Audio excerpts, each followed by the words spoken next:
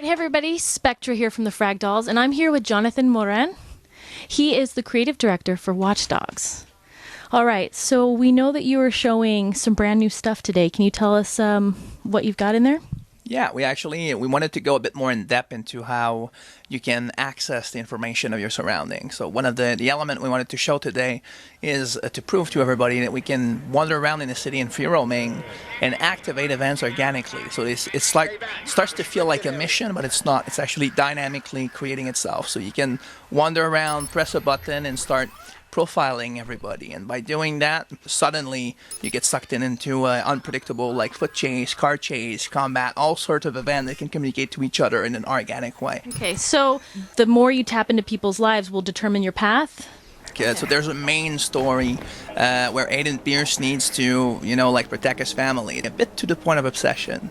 So they're gonna progressively understand why he's doing that, and suddenly, as things get a bit out of control, the players will go from monitoring his family's house without them knowing to a neighborhood, to an entire district, to an entire city. So the main story is a bit open to interpretation. As the players start getting all those powers to start monitoring, an entire city, they're gonna end up discovering through the mechanics and through the gameplay this tragedy of being a vigilante hero, like being this guy who is gonna start confusing his own drama with the drama of everybody else.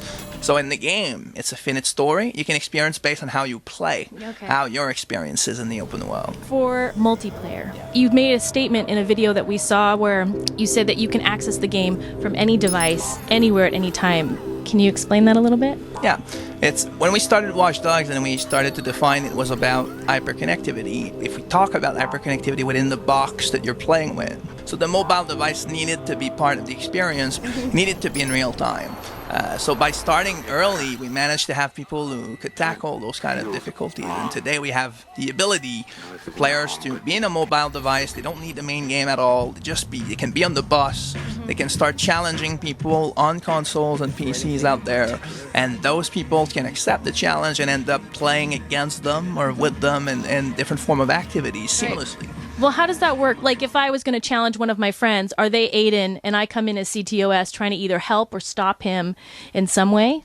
Well, you are Aiden. If you're playing in console, you could be Aiden Pierce. You could be in multiplayer. You could be a bit of both. Okay. And then, the guy can join and basically challenge you on something. And but how does he join? Like, does he join as a character? Does he join as... It's more like... let's see it as almost an operator, or someone that can watch the system, like one of those guys who can control CTOS in his own right. So that's a different perspective on things. On the mobile device, for those who didn't see it, of course, we need to describe it more. It's like the grid, right? Like the player is working so hard to build that thing, which is almost like a visualization of data flow in Chicago. And the better and the stronger you are, the better you can understand what's going on in the entire city. So when you're going on a mobile device, it's a natural extension of that. It's the grid that you have there. You see Chicago living and breathing and through the data flow. And then basically, if a player is out there, you see it in real time. And you can actually invite him to a challenge. And then you can control the choppers against them. You can redispatch cops. You can control the entire city on top of it. So it creates pretty unique experience. So is there gonna be like a point system? How are you gonna be able to gauge your performance against other players? There's a bunch of different things there. One of them is called the Notoriety. So you can leverage your notoriety based on other players and how you perform. And sometimes by interfering with other players, hacking them, or those kind of things, you can actually alter notoriety in a pretty unique way. It's like instead of just looking at a bar, see it like a virus structure, or like a Facebook interconnection level, right? When the notoriety of a Facebook person is the amount of connections and friends he has. So imagine if I hack you and then suddenly I put a link into your network, and every time you connect, increases yours. I leverage my strength, so you can actually know that, and then you can suddenly want to come back in my game to break that link.